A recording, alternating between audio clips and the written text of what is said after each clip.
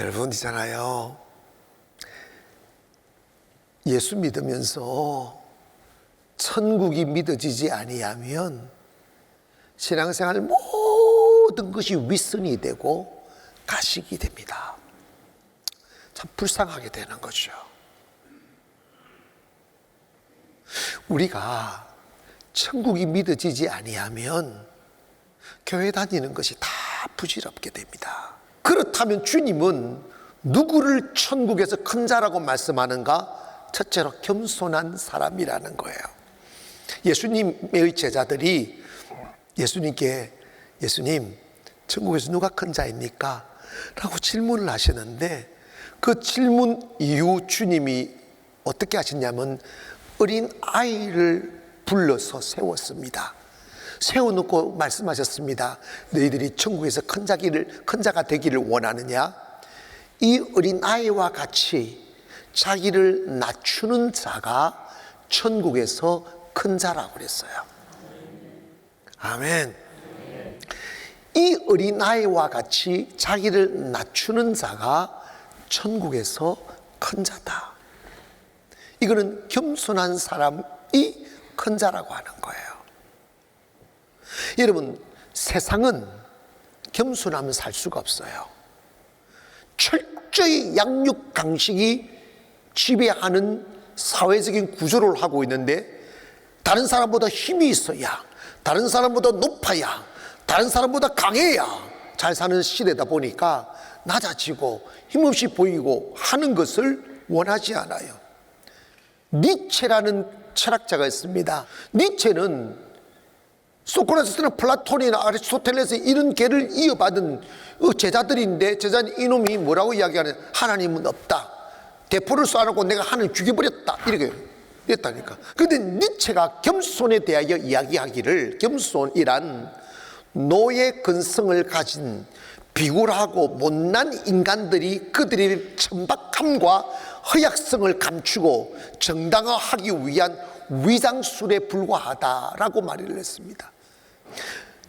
니체의 관점에 대해서 겸손이라는 것은 자기가 못나고 허약하고, 그리고 자기가 진짜 부족하니까 그것을 감추기 위한 위장술이라는 거야.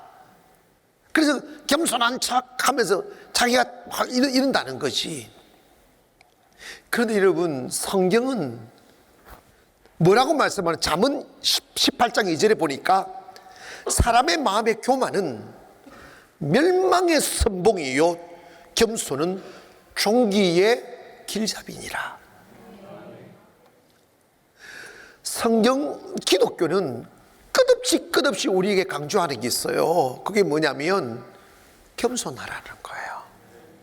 그러면 성경에서 말씀하는 겸손의 의미가 뭐냐면, 국어사전에는 남을 높이고 자기를 낮추는 것을 겸손이라고 말을 했어요. 그런데 성경은 진정한 겸손은 하나님을 믿고 자기를 주인 삼지 아니하고 하나님을 주인 삼고 자기를 섬기지 아니하고 하나님을 섬기며 사는 삶을 겸손이라고 말을 합니다. 때문에 세상은 힘을 자랑해야 되고 자기 높음을 자랑해야 이길 수 있으니까 겸손할 수가 없어요. 그래서 헛새를 부리며 살죠. 뻥치며 살죠. 대단한 사람같이 자기를 막 이렇게 과장을 하죠. 그런데 여러분, 성경은 그러면 왜 우리 보고 겸손해야 되는가? 사람은 믿음을 담아야 되는데 믿음이 들어와야 주님이 우리 안에 들어올 수 있어요. 근데 믿음은 어디에 담느냐? 마음에 담는 거예요. 아시겠어요? 믿음 우리 마음에 담는데, 교만한 마음과 겸손한 마음, 즉 교만한 마음은 하나님을 멸시하는 마음이고 겸손한 마음은 하나님을 아주 귀하게 담는 거예요. 교만은 그 마음결이 마치 가죽 같아서 거칠고 가시 있고, 그래서 그 어느 누구도 수용을 못해요. 나밖에 없으니까. 다른 사람 잘남을 인정하지 않아요. 다른 사람이 자기보다 나음을 인정하지 않아요. 배타적이고. 그래서 주님이 그 마음속에 거할 곳이 없는 거예요. 너무 딱딱하고 거치니까. 그게 교만이에요.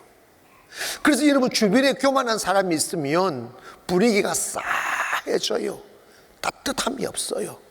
온화함이 없어요. 예전에 우리 가부장 제도로 살았던 시절이 있었을 때 아버지가 너무 교만했어요. 진짜 너무 교만했어요. 담배 띠도 내가 왕이야. 그런 집안에 태어난 자식들은 진짜 숨도 제대로 못 쉬고 살았다니까. 겸손은 양털처럼 부드러워요. 따뜻하고 온화하고 부드러워요. 그래서 하나님은 겸손한 마음에 들어오시는 거예요. 인간은 하나님을 모셔 아름답고 하나님을 모셔 귀하게 되는 거예요. 내 질그릇에 보배를 담았다고 그랬어요. 여러분 봐봐요. 우리는 질거 연약하지만 겸손한 마음을 가져야 보배이신 예수 그리스도를 담게 되고, 보배이신 예수 그리스도께서 내 안에 계시면 그분이 나의 부유가 되고, 그분이 내 행복이 되고, 그분이 내 안에 평안이 되시는 거죠. 그래서 성경에서 가장 귀하게 여기는 사람은 누구인가? 자기를 낮추는 사람이에요. 어린아이같이 자기를 낮추는 사람. 어린아이는 자기를 낮추고 높이고 그 개념 자체가 없어요. 그냥 순수 그 자체예요. 예수 믿어가면서 연세가 더해지고 하나님 축복이 더해질수록 여러분 마음이 거칠어지지 않기를 바랍니다. 아멘. 교만, 완악함, 이런 것들이 여러분 안에 들어오면 여러분 정말 불행해져요. 수용이 없는 거지. 말씀을 들어도 겸손이 와야 은혜가 되지, 교만하면 절대 은혜가 안 돼요. 그런데 주님은 자기를 낮추어서 겸손하여 주님을 주인으로 모셔드리라는 거예요. 교만한 사람은 단 그 가슴 속에 타인이 없어요. 여러분이 존경받고 높임받고 인정받으려면 여러분 가슴 속에 타인을 많이 모셔드려야 돼요. 그 안에 아버님이 계셔야 되고, 그 안에 목사님이 계셔야 되고, 그 안에 주님이 계셔야 아름다워지지. 교만하여 그 가슴판이 악의 가죽처럼 빳빳하고 거칠어서 나 외에 아무도 그 알 수 없는 사람들은 어디 가나 존경받지 못합니다. 천국 소유하기를 바랍니다. 저는 올해 여러분이 최고의 해가 되고 세월이 가면 갈수록 여러분 점점 잘 되기를 바라지만 그럴수록 낮아지기를 원하고 그럴수록 겸손해야 돼요. 두 번째로 주님이 천국에서 큰 자는 섬기는 자라는 거예요. 마가복음 10장 43절에 보니까 너희 중에는 그렇지 않을지니 너희 중에 누구든지 크고자 하는 자는 너희를 섬기는 자가 되고 너희 중에 큰 자는 너희를 섬기는 자가 되어야 하리라. 성경에는 하나님의 축복받는 비결이 뭐냐면 섬기는 거예요. 섬기는 거. 교회 오셔서 많이 좀 섬기시기를 원하고, 더 원하는 것은 안 믿는 사람들을 좀 섬기십시오. 밥도 다 좀 사주드리고 그냥 선물도 아무 조건 없이, 아무 조건 없이. 성경에 헬라어에 섬긴다는 단어가 두 단어가 있는데 디아코노스라는 말이 있어요. 이 디아코노스라는 말은 주인이 밥을 먹을 때 하인이 그 주변에 서서 음식 날라주고 국 퍼드리고 반찬 채워주고 하는 일을 하는 걸 디아코노스라고 이야기해요. 근데 그게 좀 발전돼서 교회에서 봉사한다, 집사를 디아코노스라고 그래요. 그래서 집사는 교회를 섬기고 이렇게 식사도 잘 대접하고 청소도 하고 성도들 예배 드리는데 불편함이 없도록 도우는 일을 하시는 분을 집사님이라고 그래요. 그리고 또 다른 단어가 있는데 그게 뭐냐면 후펠레테인이란 말인데, 이 후펠레테인이란 말은 갤리선이라는 게 있어요. 이 갤리선은 뭐냐면 옛날에 로마 시대 때 큰 전함들, 큰 전투함들 보면 동력이 엔진이 없는 시대니까 노를 저어서 움직이잖아요. 그러면 큰 배는 밑에 지하 2층 높이에 쫙 노젓는 도구를 만들어 가지고 노예들을 다 발에 착고를 채워 가지고 노예들이 막 수백 명이 들어붙어서 그 큰 배를 움직이는 거예요. 그래서 그 지하에 내려가 노를 젓는 사람을 뭐라고 이야기하냐, 후펠레테인이라고 말해요. 그러니까 뭐냐면 하나님의 나라와 하나님의 구원의 선인 구원의 갤리호를 전진하게 만들고 성장하게 만들고 앞으로 나아가게 만들려고 소리 없이 숨어서 노젓는 사람을 후펠레테인, 섬기는 사람이다. 그러니까 섬김은 아무도 모르게 조용히 자기를 숨기고 노를 젓는 사람이에요. 여러분, 교회 하나가 유지가 되고 아름다운 예배가 지켜내기 위해서, 여러분 이 예배를 드리기 위해서 지금 16사람이 예배팀들이 각 곳에 지금 숨어서 모든 시스템을 움직이고 있습니다. 이런 거 저런 거 그냥 되는 게 아니에요. 신경 많이 써야 돼요. 많이 쓰고, 여러분 이렇게 우리 교회는 깔끔하잖아요. 깔끔한 것은 매일 쓸고 닦고 하는 사람들이 계속 있는 거예요. 후펠레테인이 많아야 돼요. 주님이 말씀하십니다. 말세가 되면 사람들이 자기를 신을 삼는다는 거예요. 자기밖에 모른다는 거예요. 내가 좋아야 좋지 내가 슬프면 싫은 거예요. 근데 여러분, 섬기기 위해서는 자기를 희생시켜야 돼요. 내 슬픔, 내 아픔, 내 즐거움을 양보해야 돼요. 타인을 웃게 하기 위하여, 타인을 즐겁게 하기 위하여 슬퍼도 춤을 추는 강대처럼 후펠레테인은 하나님의 영광, 다른 사람들의 기쁨을 위하여 보이지 않는 곳에서 노를 젓는 사람들이에요. 그런 사람들이 많아져야 하나님의 나라가 세워져요. 그래야 세상이 아름다워진다고요. 안타까운 이야기지만 부족함 없이 자란 여인이 결혼을 하여 거친 남자 만나고 책임심 없는 남자 만나서 아이를 낳고 보니 도저히 살 수가 없어서 아이 버리고 혼자 살 길 찾아 세상 나간다고 그런 가끔 있어요. 그러면 세상 가면 오아시스가 기다리느냐고요. 더 거친 사람 만나고 더 외롭고 더 슬퍼요. 여러분, 세상을 아름답게 만들고 변화시킬 수 있는 사람은 후펠레테인이 돼야 돼요. 착고에 묶여서 노를 젓는 사람, 언젠가는 하나님이 축복하십니다. 한 가정이 아름답고 행복하려면 엄마 아빠가 희생해야 되고, 한 교회가 아름답고 축복스러운 교회가 되려면 우리 모두가 후펠레테인이 돼야 되는 거예요. 조용히 섬기는 거예요. 천국 가서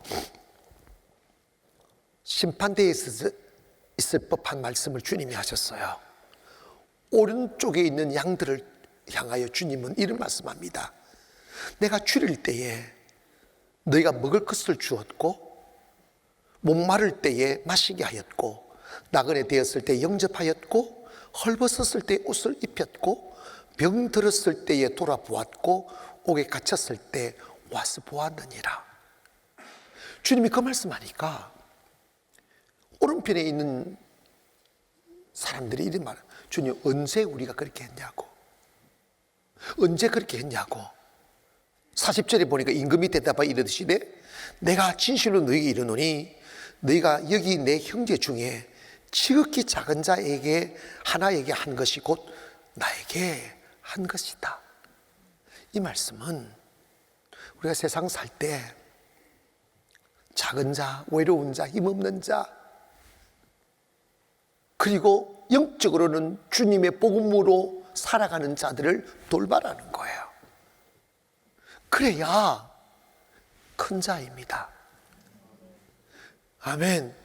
저희 교회가 세부에 고아원을 세우고 고아원을 지금 운영하고 있어요. 근데 제가 그 고아원을 세울 때 세울 수 있는 여건이 전 1도 안 됐어요. 땅값도 없이 시작했어요. 그런데 땅을 사고 고아원을 짓고 지금 아이들이 자라나고 있어요. 매달 수천만 원씩 지금도 보내고 있어요. 코로나 때 정말 부담감이 많았었어도 계속 소리 없이 보냈어요. 근데 주님이 그 일을 기뻐하셔요.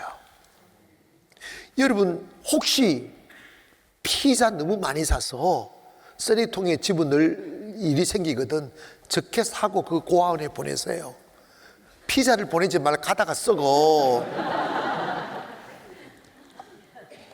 여러분, 그 아이들 필리핀에 사는 분들, 그 우리 한인들이 우리 고아원에 와보면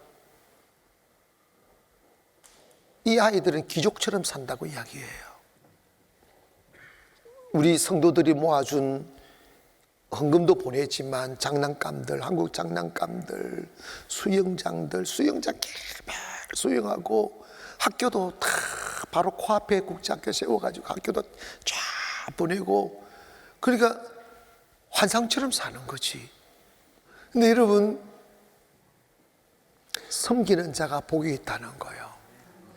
잘 기억하세요. 제가 길지 않는 삶을 살았지만 대접받는 사람은 영혼이 가난해요. 대접하는 자가 복을 받습니다. 아멘.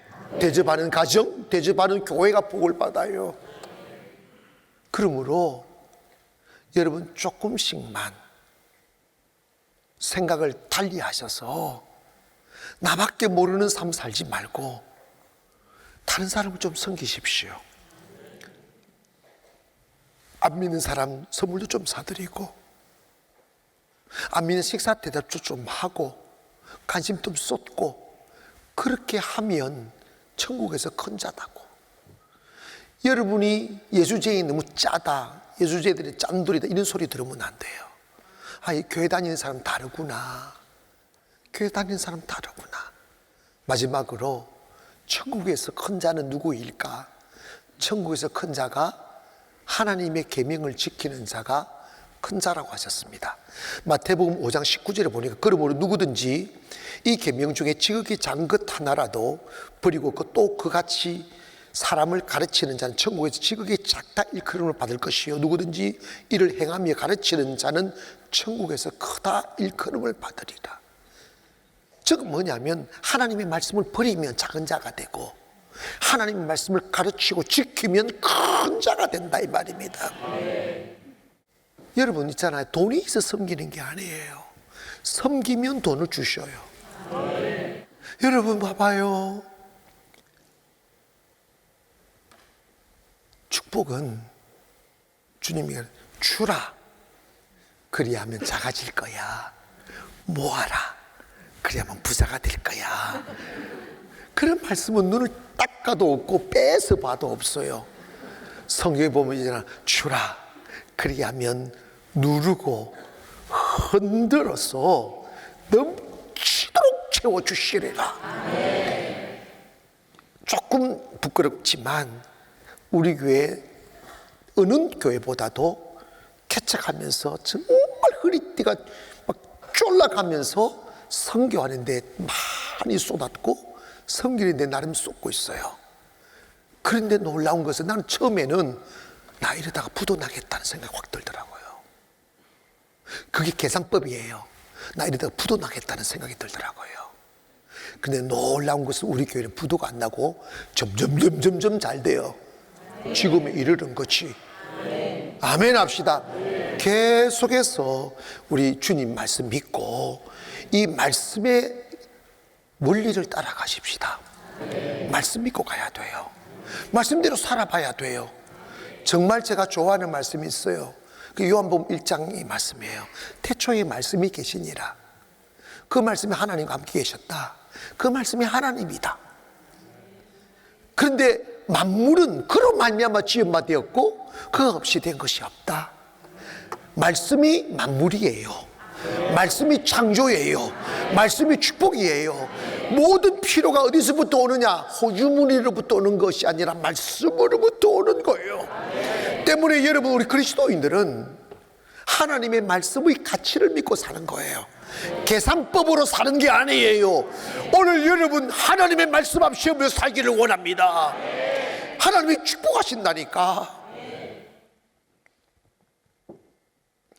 믿음 없는 사람들은 어떻게 하면 나 배부르게, 어떻게 하면 나 노후를 편안하게 지낼 수 있을까, 이 걱정하느라고 스트레스 받아가지고 머리가 빠진단다. 그래서 예수 믿는 사람들은 말씀에 뭐라고 말씀하느냐면 너희 내일 일을 염려하지 말라고 했어요. 그러면 내 노후, 오늘을 믿음으로 살기를 원합니다. 내일 주님이 책임지신다니까요. 그걸 못 믿는데 교회는 왜 나와? 걱정하지 마세요. 아멘. 하나님 말씀 믿으면 축복이 와요. 하나님 말씀 못 믿고 사람들이 자기 수고와 땀으로 10년, 20년을 높은 산 오르고 그친 강을 건너죠. 내가 원하는 안전한 곳이 있을 줄 알고 그렇게 그친 삶을 달려가 보면 점점 더해지는 것은 피곤함밖에 없어요. 오늘을 그냥 감사하게 사세요. 오늘 그냥 행복하게 사시라고. 내일 염려가 쑥 밀려오거든. 마치 그걸 보석 단지 안듯이 가슴에 담아두지 마시고 예수의 이름으로 명하노니 염려는 떠나갈지어다. 나의 내일은 하나님께 속한 것이야. 더 잘 살게 되고 더 잘 되게 되고. 저는 워낙 태생이 도전적이어서 목회하면서 많은 도전을 했어요. 망가질 상황밖에 없었어요. 가능성이 없으니까. 그런데 제가 염려가 들어와 움츠려버리면 일이 안 돼요. 제가 애써 하는 일이 뭐냐? 내 안에 밀려오는 염려를 몰아내는 거예요. 걱정을 몰아내는 거예요. 하나님이 함께 하실 거라고, 하나님께서 도우실 거라고. 그렇게 가니까 주님이 은혜를 주시더라고요. 사랑하는 여러분, 안개처럼 드듯이 밀려오는 어둠의 생각들이 여러분을 어둡게 만들게 내버려 두지 마시고 여러분의 생명과 삶을 하나님의 말씀에다가 기초해 두시면 여러분 잘 되게 됩니다. 누가 하늘에서 큰 자입니까? 하늘 말씀대로 사는 사람이에요. 진리를 따라 사는 삶, 그 삶을 살아가면 하나님이 축복하실 거예요.